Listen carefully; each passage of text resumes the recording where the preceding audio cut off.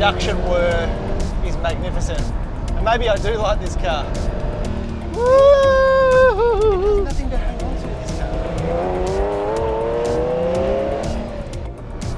The thing with these cars, Dave, like, they're all about driving, they're all about visceral sensations, the noise, opening the taps and doing all that sort of stuff.